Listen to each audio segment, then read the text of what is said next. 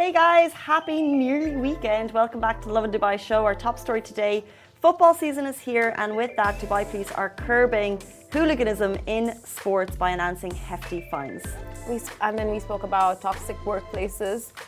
It is just disgusting what this man had to endure at his workplace. Firstly, no leaves for up to a year, and then a low salary than what was posted online. Then every time he was going to the washroom, it was monitored. Like, what is this toxicity? We don't stand for this.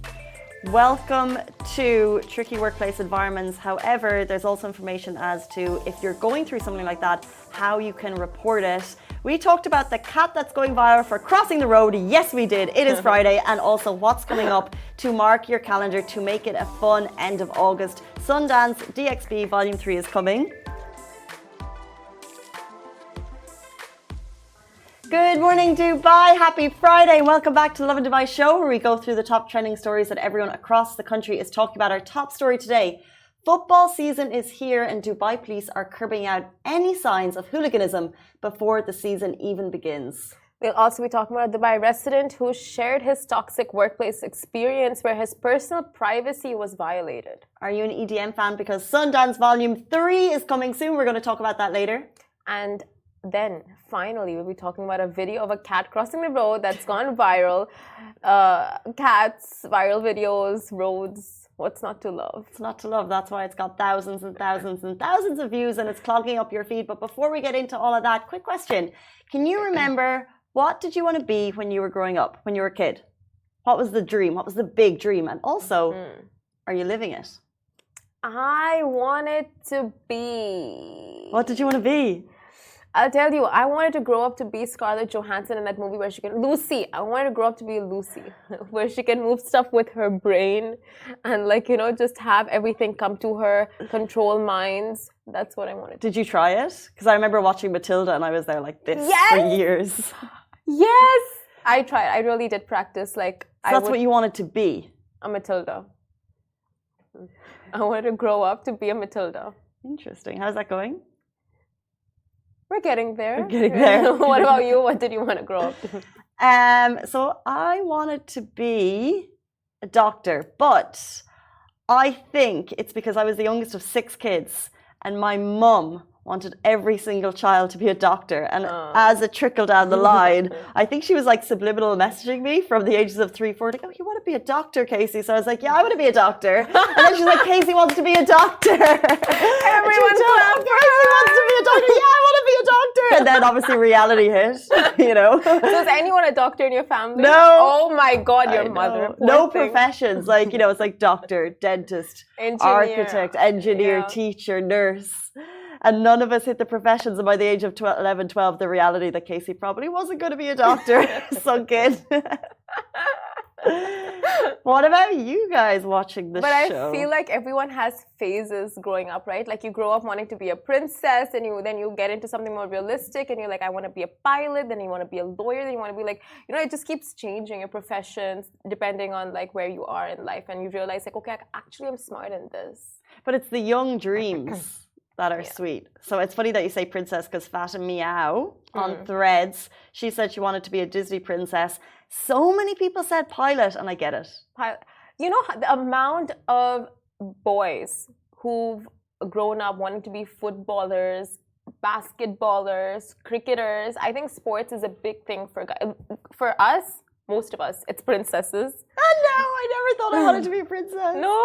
Yeah. I don't know. Doctor, girl. Like a doctor princess. But I get it. Yeah. Some guys, they want to be athletes. Athletes, yeah. Like most, like a lot of guys I've heard, like, you know, growing up, I want to be a footballer, but like, you know, it didn't work out. But the question that we put on Threads was the same question that we're asking you now. What did you want to be? And a lot of people said things like doctor, news anchor, pilot, Disney princess. I wanted to own my own company, marine biologist, astronaut, aeronautical engineer. But I wonder if we ask kids today, and if we have parents watching, I'd love to get your thoughts. If we ask kids today, 6, 7-year-olds, what do you want to be when you grow up? Let's do this. I think let's do the roasting right now. TikToker. Yeah, this is the thing. So influencer. If you ask I can't open my thing. If you ask a child now, what do you think? You think it would be TikToker? 100%. TikToker, influencer, what else? What other I think these are just jobs or like career paths that kids are leaning towards now. Yeah, singing. Singer. Because all kids, you're all talented, you're all amazing. Yeah. Which they are. I think a lot of kids may even want to be like AI creators, like into that realm of AI. What do you call it? Do you think a 7-year-old wants to be an AI creator? What even is that? No, okay, not a 7-year-old. Definitely. I want to pull the puppet strings on ChatGPT. Makeup influencers. I think different types of influencing. I think a lot of kids are now like seeing it so much online. You know, like even Northwest, for example. She's a TikToker now, right? Yeah. So I think kids are going down that path. Like my nephew just made a YouTube account and now he wants to be a YouTuber. This is the YouTuber. Top profession for kids for sure. Yeah. Anyway. Okay, America's top 20 childhood dream jobs. Okay, doctor, teacher, veteran, musician, movie star, professional athlete, artist, business owner, writer, police officer, fashion designer, architect, spy, secret agent, chef, superhero, graphic designer, journalist, news anchor, firefighter, marine biologist, race car driver. Race car driver. That is a good one. I'm a bit nervous if I was the parents of the kid. A21AA says, well, influencers are earning good amount of money. Yes, they are. Yes, they are. Anywho, we would love to know what you wanted to be when you grew up. What were your dreams and are you living them out? I wanted to be a professional mosquito swatter. Killing animals for a living? No, mosquitoes. Those are pests. Pests, you're just speeding up everything in this world has a conscience, literally Simran. Speeding up your their kid, you wanted to kill pests. animals just as you were a child. Didn't literally expect not that. classified. It's 8:37 on this Friday morning. We're going to jump into our top stories. Big fines for sports fans. Your Commitment to Happiness initiative for sports audience awareness is a new initiative by Dubai Police, which coincides with the exciting kickoff of the ADNOC Pro League, which is scheduled for today. So if you're a football fan in the region, get excited. This initiative intends to ensure the safety and well-being of athletes and fans at matches throughout the coming season. Fans must strictly follow the guidelines for crowd management while entering and exiting the stadiums and follow the following criteria. They are prohibited from entering the actual playing field or the designated sports event area without permission, and they must not bring or possess any prohibited or hazardous substances, especially fireworks, within the sports facility or the event venue. They must adhere to the regulations regarding the carrying or acquisition of weapons as determined by the Ministry of Interior. They are required to occupy the designated seating areas.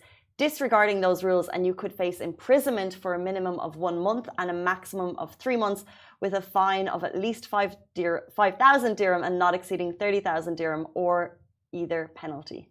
There's also a fine for at least 10,000 dirhams, not exceeding 30,000 dirhams, or either penalty on individuals who participate in or incite, as well as attempt to commit acts of violence. So they're very strict about hooliganism during these sporting events. So just make sure you're on your best behavior and there to show good sportsmanship. Go there to support your team. And of course, just have a good time with your friends, with your family, and not cause disturbance. So this was announced yesterday and they kind of added throwing liquids, throwing any substance, shouting insulting language, or any gestures that can be considered insulting or make any statements of a racial nature during a sports event. You will be liable for these fines. And it's really interesting because, as Simran said, football hooliganism, they said sports, but in general it is a thing, especially in other countries. But as we start the season, they are aiming to root it out before it even begins. It's interesting how it, as a non-football fan, you don't get it. But I guess when you're in that kind of like crowd, it's nearly mob-like behavior. And, you know, you have that loyalty for your team. There might in other countries be alcohol involved. And then it kind of like leads to this kind of like intense rivalries between, you know, competing teams, and it leads to this behavior. But what they're trying to do is they're making sports a safe place for all ages to go and enjoy it. Yeah, it's so funny, sports. We'll leave it there. No, I mean like, you know, in terms of like, there's so much competition in sports, right? And then there are these players on the field showing great sportsmanship, you know, battling it out. And then fans, on the other hand, on the benches, they're just like fighting it out with their rival teams and, you know, like, we're better, as if they're the ones playing. They're not. They're just supporting their teams. It's so true. And I think when you're not part of that kind of like intense kind of passion for your team, it's hard to get it. Yeah. But it does happen. We've seen it on a global stage internationally when there was a lot of racism in football in the UK or the European Premier Leagues. But I think fan education, increased security measures and legal penalties like this will cut it out before it even begins. So it's great to see, especially as we know football is going to be huge in the region. It already is, but like Neymar is joining, probably said his name wrong, the Saudi football leagues. We're seeing Andre Iniesta coming to Sharjah to play with the Emirates Football Club. It's going to get massive. We're seeing some amazing talent. So as it comes, we don't want to bring that kind of like negativity, that rivalry 100%. With it. So these rules are being announced in advance, which is great. Exactly. Now, speaking of toxic behavior, let's talk about toxic behavior at workplaces. So this Dubai resident experienced some negative behavior and attributes at his workplace, and he was just talking about the privacy breach that happened there. So Dubai, very well known for its thriving business ecosystem, has been a magnet for companies and professionals seeking success. With regulations and policies designed to foster healthy workplaces, the city has become a hub where businesses can flourish. However, one Reddit user documented why he quit his job after 3 days following questionable and toxic practices by his employer. So the user's post provides a snapshot of the challenges that expats can face despite the overall positive business climate. The user, who boasts an impressive academic credentials and years of experience, took a leap to join a local startup. And from the outset, there were warning signs. So red flag number one, the salary offered was considerably lower than the job posted, posted job description, a classic red flag. That's the first. I don't even know how that might have happened. So this is a Reddit user documented their experience of they got a job, 3 days in they quit because of these really unsettling work experiences, which are just shocking, to be honest. But that first one about the salary not being in line with what was posted, surely you have a contract, you sign it, and that's your salary. How would it be? No, how would it differ? Like, so what happened in his case is, like, for example, you saw the job posting online, right? And the job posting was for, let's say, 8,000 dirhams. And then when you go into it, they're just like, okay, seeing your experience and seeing your... But you have a contract that states your salary and that you would sign it before you go in. No. It's like for the interview. During the interview rounds. So you apply for the job. Got you. Big flag. Big red flag. So red flag number 2, in the following days, more unsettling practices emerged. The receptionist's covert tracking of work hours, including bathroom breaks and lunch hours, came to light. The intrusion of this personal privacy raised questions about trust and respect in the workplace. Furthermore, the user's conversation with the HR department about the leave policy brought to the fore the company's breach of official labour guidelines. What should have been a straightforward discussion on leave turned into a discourse on the employer's discretionary power over employee benefits. Exactly. And red flag number 3, no leaves would be granted for an entire year, which is illegal. Red flag number 4, the most disconcerting aspect was the company's culture of micromanagement. Employees were required to inform the admin whenever they stepped away from their desks, whether for lunch, meetings, or even bathroom breaks. The user's interaction with the company's founder added insult to injury as he encouraged this practice as part of his business's ethos. The user's experience highlights the importance of transparent communication, ethical leadership, and an adherence to both legal regulations and ethical norms in the workplace.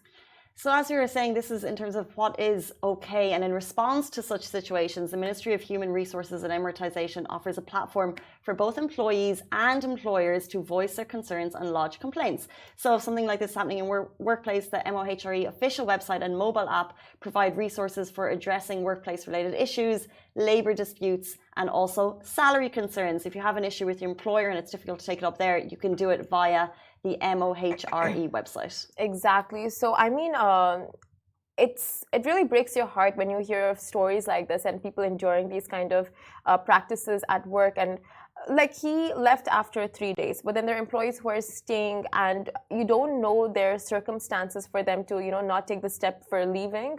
But it's still that toxicity that you are like just dragged into. Yeah, 100%. So sad. you can see he was in the role 3 days, and as soon as he arrived, he was like, "This is strange behavior, not going to stand for it." So he was able to leave. But as he said, it's tricky for everyone. So people in those situations can reach out to MOHRE if they are experiencing questionable ethical behavior in the workplace. Exactly. Jumping into our next story, moving on to something a little bit fun. What's coming up soon? Get it into your calendars. Sundance DXB Volume 3 is coming soon. Calling all EDM lovers. Are you ready for the biggest and most star-studded indoor music festival in the Middle East? Sundance DXB Volume 3 is coming to the Coca-Cola Arena on August 26th, and it's going to be an epic party of all proportions. So the lineup is stacked with some of the biggest names in electronic dance music, including Don Diablo, Yellow Claw, Alien Fila, Vinay, Dub Vision, and Pink Panda. These DJs are known for their high energy sets and their ability to get the crowd moving. They've worked with huge names in the music industry and know how to party. And this is volume 3 of Sundance. Tickets start from 199 dirhams. You can get them right now on coca-colaarena.com. Go and get yours ASAP.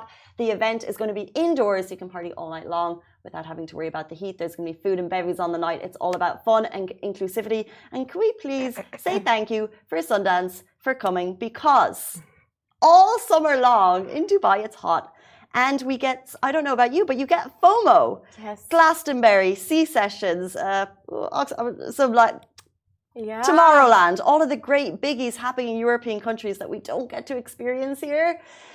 Who can afford the flights? Not me. So 199 dirham to experience an incredible EDM music festival right here in Dubai next week. So happy it's coming back.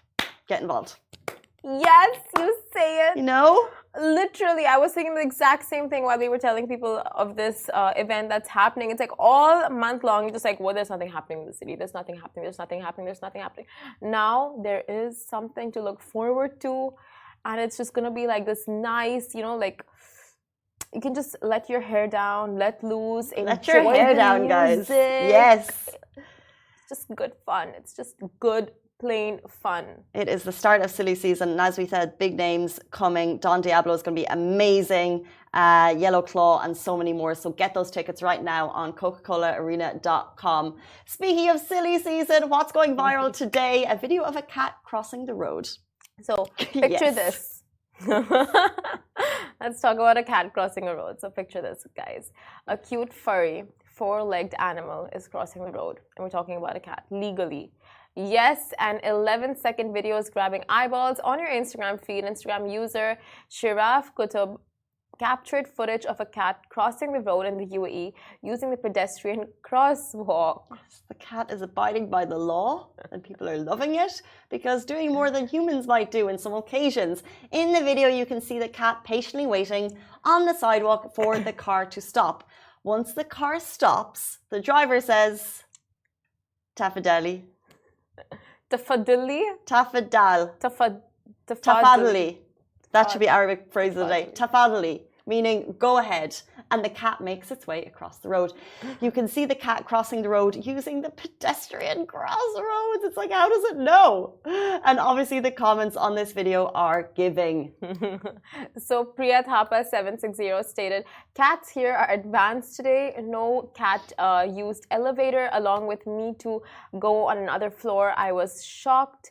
And then there was another user called Metha 0211 saying everyone is scared from the fines, even animals and these cats. So hence abiding by the traffic laws. Of course. Cats do get fined, I'm sure. Someone Flynatty said behaving better than 2-legged animals. And Khalid Fitness said, I saw that once. We were crossing the median to go somewhere, and this cat waited with everyone to cross the road, and when it was okay for everyone to cross, the cat moved with the crowd.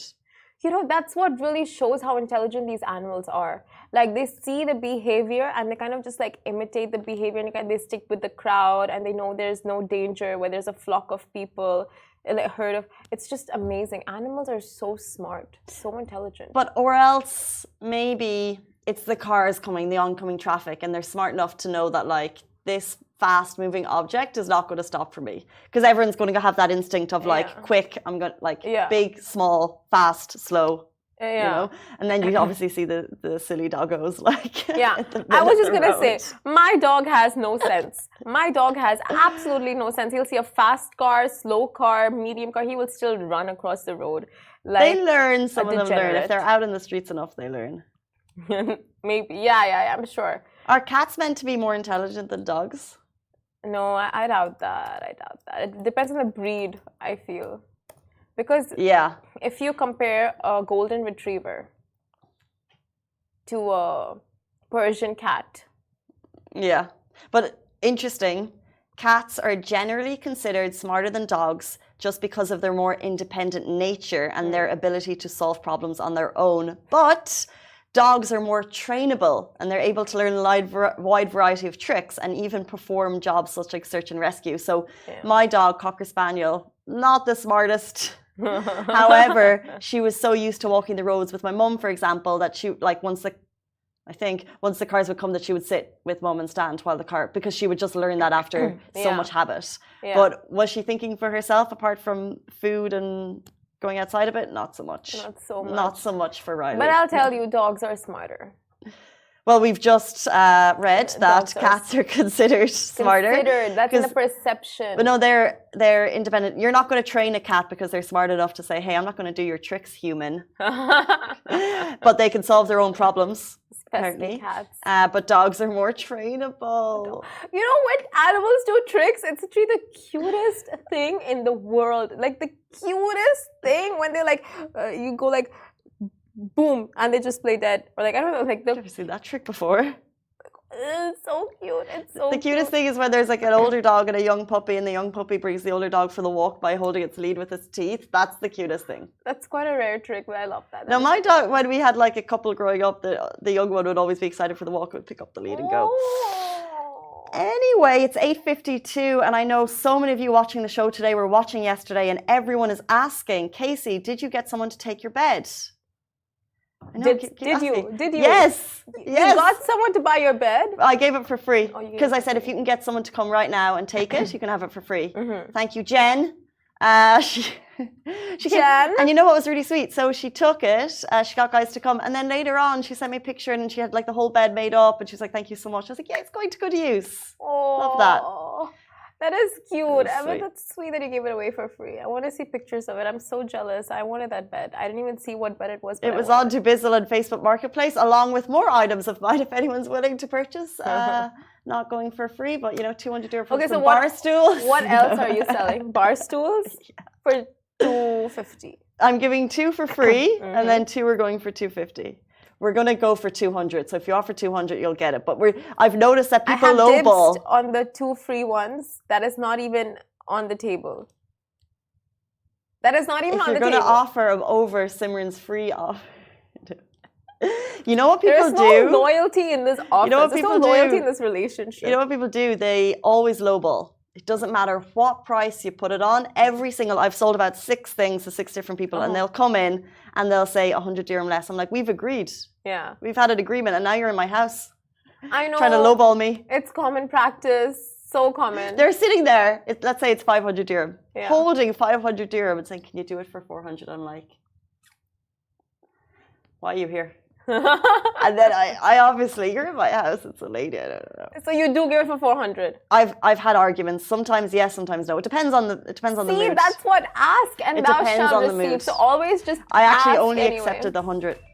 Anyway, do business on Facebook Marketplace. Loads of stuff if anyone would like to buy. I'm joking. 8:55 on this Friday morning. Hope you guys have a brilliant weekend, and we'll see you back on Monday morning, same time, same place. Goodbye from me. Goodbye from me. Thanks for listening, guys. That was the Lovin Dubai Show podcast, which is a Lovin Media production and Augustus Media Podcast Network. A big thanks to all our producers, Shahir, Ali Khalil, Richie, Chaitanya, Ali Baba, and all our story contributors.